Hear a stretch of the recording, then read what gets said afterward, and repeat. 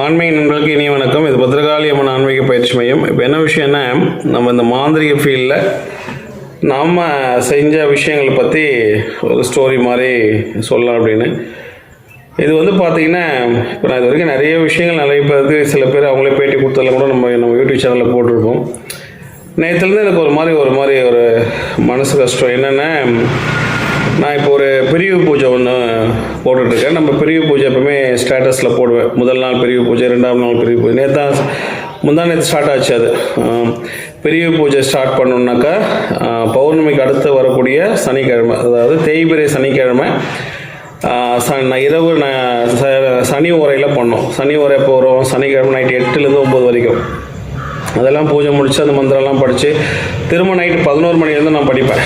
அந்த 1 ஹவர் படிச்சுட்டு ஒரு நைட் 12 மணி தான் அதை நான் ஸ்டேட்டஸ் போட்டேன். ஸோ இப்போ என்ன கதை அப்படின்னா, நம்ம நிறைய இந்த சமுதாய சேவைகள் வந்து செஞ்சிட்ருக்குறோம். அதில் ஒன்றும் எங்கள் ஊரில் இருக்கிறவங்க தான், அவங்க ஒருத்தவங்களுடைய சிஸ்டர் அவங்களே தான் கால் பண்ணாங்க. இந்த மாதிரி நீங்கள் இந்த பச்சிளம் குழந்தைங்களுக்கு பால் அந்த பசும்பால் வாங்கி தரீங்க, அது நானும் ஒரு மாதத்துக்கு என்னால் முடிஞ்சது அதனால் தரேன் அப்படின்னு ஒரு 1800 அனுப்பிச்சாங்க. ஸோ இது மாதிரி இருக்குது. அதுக்கு அப்போ தான் அவங்க அதாவது என்னென்னு தெரியுமே தவிர அவங்ககிட்ட நம்ம பேசுனது கூட கிடையாது. பல வருஷங்களாக ஒரே ஊர் தான் வச்சுக்கோங்களேன். அவங்க சென்னையில் இருக்காங்க. இது கொஞ்சம் ஒரு ஊண்டிங்காகவும் இருந்தது. என்ன எதுக்காக சொல்ல வரேன்னா, அவங்களதான் சொன்னாங்க அப்போ தான் நம்பரை சேவ் பண்ணோம். அப்போ நம்ம ஸ்டேட்டஸ் அவங்களுக்கு காட்டும் இல்லையா? இந்த ஸ்டேட்டஸை வந்து அவங்க பார்த்துக்கங்க. இது நான் கவனிக்கல. அவங்க வந்து ஏதோ ஒரு மெசேஜ் அனுப்பிச்சிருக்கிறாங்க. ஸோ அதுக்கப்புறமா பார்த்தோன்னா, அப்போது அவங்க டிபி தெரியுது. அவங்க டிபியில் ஒரு சிவனோட இது வச்சு ஏதோ ஒரு விஷயங்கள் வந்து வச்சுருந்தாங்க. அப்புறம் டெலீட் பண்ணிட்டாங்க. அந்த டெலிட் ஃபார் எவ்ரிதிங் கொடுத்துட்டாங்க.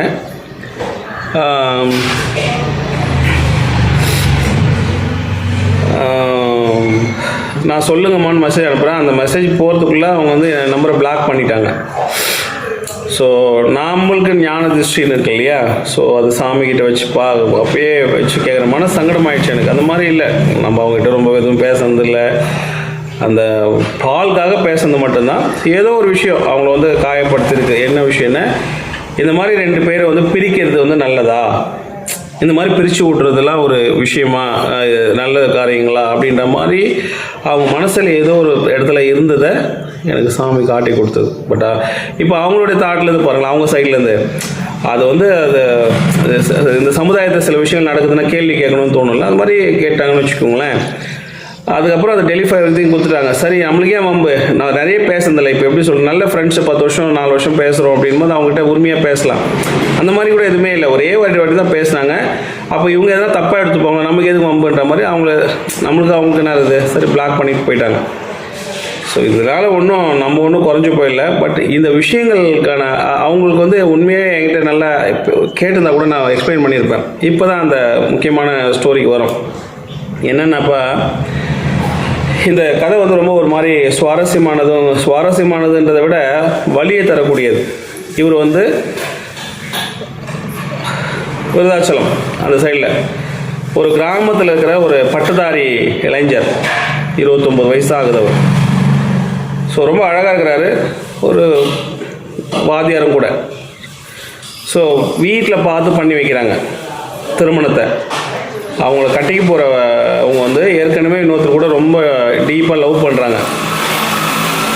ஆனால் அவங்களுடைய சம்மதத்தோடு தான் நிச்சயதார்த்தம் நடக்குது. நிச்சயதார்த்தத்துக்கு அப்புறம் 3 மாதம் இவங்க எப்பயும் போல் ஃபோனில் பேசுகிறாங்க. இந்த ஃபோனில் பேசும்போது சொல்லியிருக்கலாம் இல்லையா, நான் இன்னொருத்தரை விரும்புகிறேன், எனக்கு அவங்க தான் பிடிச்சிருக்கு, ஏதோ ஒன்று இவரே வந்து நிறுத்திட்டு இருப்பார். சரி, இந்த கதையெல்லாம் அப்படியே கேளுங்க. அப்படியே வந்து இது அப்படியே முடியுது. ஸோ ரிசப்ஷன் நைட்டு வந்து அந்த லவ் பண்ணுறாருல, அவர் வந்து ஒரு கோல்டு காயின் வந்து கொடுக்குறாரு, ஏதோ ஒன்று கிஃப்ட் பண்ணுறார். அப்புறம் நைட்டு எல்லாம் முடிஞ்ச உடனே ஃபோட்டோ ஷூட் எடுப்பாங்க. அந்த ஃபோட்டோ ஷூட் எடுக்கும்போதும் அவங்க தனியாக போய் பேசுகிறாங்க. அவங்க தனியாக போய் பேசும்போது என்ன ஆகுதுனாக்கா, இவருக்கு வருத்தமாக இருக்குது. யாருக்கிட்டனா அவங்கக்கிட்ட பேசுகிறாங்க. ஸோ அதுக்கப்புறமா முதல் இரவில் வந்து எனக்காக அவன் உயிரை கூட கொடுப்பான், எனக்கு அவனை விட்டுட்டு இருக்க முடியாது அப்படின்ற மாதிரிலாம் பேசும்போது ஒரு கணவனோட மனநிலை எப்படி இருக்கும்? ஸோ அதிகபட்சம் 2 வாரம் கூட இல்லாததுக்கப்புறம் அவங்க அம்மா வீட்டுக்கு போயிடுறாங்க. ரொம்ப நாள் இல்லைங்க, ஒரு 2 மாதம் முன்னாடி திருமணம் நடந்துருது. அவர் வரார், அப்படியே வராரு, இங்கே நம்ம கிட்ட ஏதோ ஒரு மூலயமா லிங்கில் பார்த்து வராரு, இது மாதிரி விஷயங்கள வராரு. நான் அதை அக்செப்ட் பண்ணல. அப்புறம் போட்டு பார்க்குறோம், ரொம்ப அதை அவங்க பிரிக்கிறது 50-50 சான்ஸ். அது நான் அதுக்கப்புறம் சொன்னேன், அது மாதிரி விஷயங்கள் ஐயா அந்த பொண்ணுக்கு பிடிக்கல, அது இருக்கு, எப்படினாலும் கூட இல்லைன்ற, நீங்கள் அடுத்த ஒரு திருமண வாழ்க்கையை பார்த்துட்டு வாழ்ந்துட்டு போகிறது தானே, டைவர்ஸ் பண்ணிவிட்டு அப்படின்ற மாதிரி சொல்கிறேன். அவர் சொன்ன விஷயங்கள்லாம் ரொம்ப இதுவாக இருந்தது. நாங்கள் கிராமப்புறம், எங்கள் அப்பா அம்மாவுக்கு இந்த தகவல் தெரியாது, ஆனால் பொண்ணு வீட்டு சைடில் அவங்க அப்பா அம்மா கிட்ட சொன்னேன், அவங்க எதுவுமே கண்டுக்கல. எதுவாக இருந்தாலும் பரவாயில்ல, என் மனைவி மனம் தெரியும், என்கிட்ட பேசி வாழ்ந்துட்டா போதும், எனக்கு அவங்கக்கிட்டேருந்து பிரித்து விட்டா போதும் அப்படின்னு சொல்லிட்டு அழுகுறார். நல்லா கேட்டுக்கணும், இவர் எந்த தப்புமே பண்ணல. அதுக்கப்புறம் இது சொன்னார், ஒருவேளை அவர் தான் வேணும்னு என்கிட்ட சொல்லியிருந்தேன், நான் வேறு ஏதாவது பொண்ணு பார்த்து கல்யாணம் பண்ணி என் வாழ்க்கையை பார்த்துன்னு போயிருப்பேனே. இப்போ என் வாழ்க்கை நிராகரி ஆயிடுச்சு. அதாவது கல்யாணமாகி 2 மாதம் தான் ஆகுது. இவர் ஸ்கூலில் வேலை செய்கிறாரு, அந்த ஸ்கூலில் ஹாஸ்டல்லே இருக்கார். அந்த சனி ஞாயிறு லீவ் வரும் இல்லையா, ஏன்னா கல்யாணம் இப்போ தான் புதுசாக இருக்குது, இன்னும் வீட்டுக்கெலாம் போகாமல் இங்கே இருக்கிறேன்னாக்கா எங்கள் ஊர் ரொம்ப தூரத்துலேருந்து சொல்கிறாரு. அவங்களாம் ரொம்ப தூரம்லாம் இல்லை, பக்கத்தில் தான் இருக்கிறாங்க. இந்த வழி எப்படி பாருங்கள். அப்போது இவங்களை இதுக்கு நீங்கள் சொல்லுங்கள், ஒரு மாந்திரிகவாதியாக விட்டுருங்க, ஒரு தேர்ட் பர்சனாக சொல்லுங்கள், அவங்க ரிலேஷனாக கூட வேண்டாம். இதுக்கு என்ன சொல்யூஷனு? ஒன்று உண்மையாகவே அவங்களை விரும்புகிறாமல் இருந்தாக்கா அவங்க இவர்கிட்ட சொல்லியிருந்தாக்கா, இவர் அந்த 3 மாதம் நிச்சயதார்த்தத்துக்கு அப்புறம் நல்லா தான் பேசியிருக்கிறாங்க. ஏன்னா நேரில் பேசல, ஃபோன்லேயே பேசுகிறாங்க. திருமணத்துக்கு அப்புறமா இது மாதிரி சொல்லும் போது அப்பயே என்ன சொல்கிறாருன்னா, எங்கள் அப்பா அம்மாவுக்கு தெரிஞ்சு ரொம்ப அவங்க கிராமப்புறம் சைடு, இந்த இந்த என்னுடைய மனைவியும் அவரையும் பிரித்து விட்டு என் கூட சேர்த்து மட்டும் வச்சுருங்க அப்படின்றாங்க. அப்போது டேரெக்டாக சேர்த்துலாம் வைக்க முடியாது, சேர்த்தா இங்கேயும் பேசுவோம் அங்கேயும் பேசுவோம், அப்படி போவோம். அவங்கள 2 பேருக்குள்ள சண்டை ஏற்படுத்தணும். அப்போ தூமாவதி முறை தான் பவர்ஃபுல்லானது. இப்போ இந்த வேலையை செய்யலாமா வேணாம்ன்றதை நீங்கள் முடிவு பண்ணுங்க. இதில் தவறுன்றது என்ன இருக்குது? கணவர் தன் மனைவி இன்னொருத்தர் கூட இருக்காங்க, ஆனால் எனக்கு மனைவி வேணும், அவங்க தப்பு பண்ணாலும் பரவாயில்ல, நான் மாற்றிக்கிறேன், நான் அதை அனுசரித்து நான் வாழ்ந்துக்கிறேன், எனக்கு அவங்கள மட்டும் எனக்கு பிரித்து கொடுங்கன்றாரு. இது நியாய தர்மம்னு பார்த்தா நியாயம் தானே இருக்குது? சொல்லுங்கள். இப்போ இந்த விஷயம் என் நம்பரை பிளாக் பண்ணாங்களா அவங்களுக்கு தெரியாது. நான் போய் என்னை பற்றி எக்ஸ்பிளைன் பண்ண அவசியமும் எனக்கு இல்லை. ஒருவேளை அவங்ககிட்ட என்கிட்ட உரிமையாக கேட்டிருந்தாங்களா, நான் சொல்லியிருப்பேனே. இப்போது இவ்வளோ விஷயங்கள் இது சொல்லியிருந்தால் கண்டிப்பாக அவங்களே இதுக்கு ஆதரிச்சிருப்பாங்க. எப்படி ஆதரிச்சிருப்பாங்க? அவங்களாம் விடவே கூடாது, அவங்க பிரித்து விடுங்க அப்படின்னு சொல்லுவாங்க. அந்த மாதிரி ஏன்னா என்னோடய ஸ்டேட்டஸை கிட்டத்தட்ட ஒரு 4000 சில்லறம் காண்டாக்ட் இருக்காங்க வாட்ஸ்அப்பில். மொத்தம் 7000 காண்டாக்ட். அதை வாட்ஸ்அப் யூஸ் பண்ணுறது மட்டும் ஒரு 4000 சில்லற காட்டுது. இப்போ எல்லாமே வாட்ஸ்அப் வச்சுருக்காங்க. அதில் என்னோடய ஸ்டேட்டஸை ஒரு நாளைக்கு அரௌண்ட் 800லேருந்து 1000 மெம்பர்ஸ் பார்ப்பாங்க. ஸோ நான் நிறைய விஷயங்கள் நம்ம பண்ணிகிட்ருக்கோம். எல்லாத்துக்கும் நான் எக்ஸ்பிளைன் பண்ண முடியாதுல்ல. நான் என்னன்றது எனக்கு தானே தெரியும், என் மனசுக்கு தானே தெரியும். என்னை சுற்றி இருந்தாலுமே கூட அது என்ன வழியோட என்ன விஷயங்களோட உள்நோக்கமாக செய்கிறன்றது எனக்கு தான் தெரியும். ஒருவேளை உங்களுக்கு அதில் ஏதாவது டவுட்டு என்ன கேட்கலாம்ல. ஸோ இது எதுக்காகனா அவங்களுக்காக போட்ட பதிவுலாம் இல்லை, பட் இது ஏன் நம்ம அப்போ தான் எனக்கு தோணுச்சு. ஸோ ஒவ்வொரு வேலைக்கு பின்னாடியும் ஒவ்வொரு சுவாரஸ்யமான விஷயங்கள் அவங்களுக்குள்ளே இருக்கிற அது ஒரு ஸ்டோரி மாதிரி தானே. சரி, இது இவங்க தான் இன்னார் தான் அன்னார் தான் சொல்லி நம்ம அவங்களும் இந்த வீடியோ பார்க்குறாங்கும்போது அவங்க கதை சங்கடமாக இருக்கும். அதனால் இவங்க தான் தெரியாமல் இந்த நடந்த விஷயங்கள்லாம் எப்படியோ அச்சு பிசுறாமல் பேரும் ஊர் பேர் மட்டும் இப்போ கூட நான் சொல்லும்போது ஊர் பேரை மாற்றி தான் சொன்னேன், அது அவங்க அங்கே இல்லை. ஸோ இது ஏன் சொல்கிறேன்னா ஆனால் அந்த சைடு தான், சவுத் சைடு.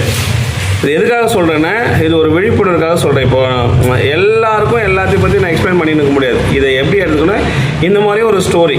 அப்போது இது எப்படி பிரியும் அப்படின்னா, இந்த தூமாவதி முறையில் 21 நாள் அல்லது 10,008 ஊர் போட்டுட்டு கங் செங் கல் மனதன பின் பின் அவங்க 2 பேரோட பேர் போட்டுட்டு கலை கலை பிரி பிரி தூவ தூவ தூம மந்திரகாளி தூமாவதிஸ்வஹா இந்த மாதிரி சொல்லி இதுக்கு சில சூட்சமங்கள் இருக்குது.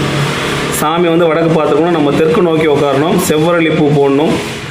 அந்த மாதிரி போட்டு இந்த மந்திர ஜபத்தை பண்ணி 21 நாள் கழிச்சுட்டு அந்த எந்திரத்தை எடுத்துன்னு போய்ட்டு சுடுகாட்டில் அகால மரணம் அடைஞ்சவங்களுடைய இதில் வச்சுட்டு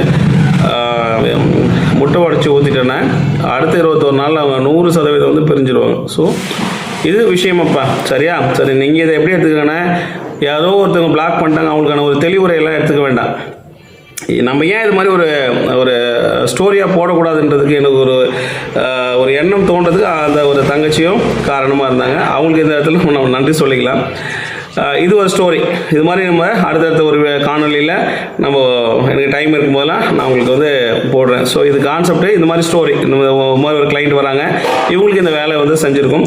இதோட ரிசல்ட் எப்படி வருதுன்றதை நம்ம பொறுத்து வந்து நம்ம பார்ப்போம். அதே மாதிரி அடுத்த ஒரு வீடியோவில் வேறு என்ன சுவாரஸ்யமான விஷயங்கள் நடந்ததுன்றதை வேறு கேஸ் ஒரு கேஸ் போகிறோம் இல்லையா, அதை பற்றி பார்க்கலாம். சரிங்களா? நன்றிப்பா.